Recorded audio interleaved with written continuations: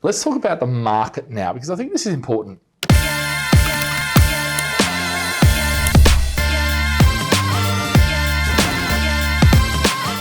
Look, persistent inflation is here. It's going to be here. So anyone that says, "Oh, inflation! Oh my goodness, it's terrible. It's going to be terrible." Actually, inflation has been here for the last decade. In case you haven't noticed, we've been printing money like it's going out of fashion, and what that does is it creates inflation. Inflation devalues the currency. So if you've got cash, inflation is good for property when you have a mortgage, because that debt is deflated away. This is why the government wants inflation. They want a good, healthy level of inflation. Why? Because it means that the debts they incur get paid for with future dollars. Same as we do. Now, the risk with inflation, for the most part, now, if it's huge inflation, fair enough, that's a totally different thing. But if we're talking about, measurable inflation, then, yes, interest rates are going to increase. That's not a problem. You can build that into your cash flow. And by building it into your cash flow up front, we use a thing called mortgage cost averaging. Now, we used to say mortgage cost averaging was an average of 6%. I don't know anyone that's paying 6% for a mortgage right now.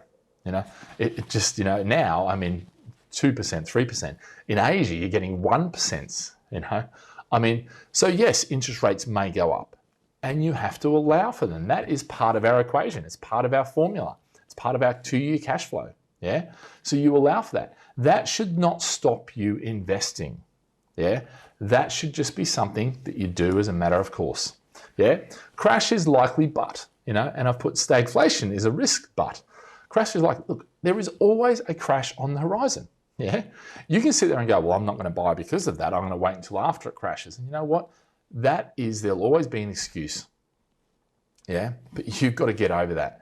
What can you do? You can mitigate those risks, as always, And actually, the positive thing is a lot of areas in the UK haven't gone up massively, I look at Australia where, some of their prices are going up 40, 45%. 20% house prices have gone up, this year, or in the last year, COVID-wise. We haven't had that. Really, we haven't had that virtually anywhere. Maybe certain things, up, commuter towns and things like that getting out. But in actual fact, we have not had that. So the likelihood of us having a massive crash, for the most part, a lot of houses in the UK have not increased in value since the global financial crisis, which was over 10 years ago. Over 10 years, as in 13, 14 years ago, So the crash is likely to happen at some point, It will happen. We account for that. We mitigate for that.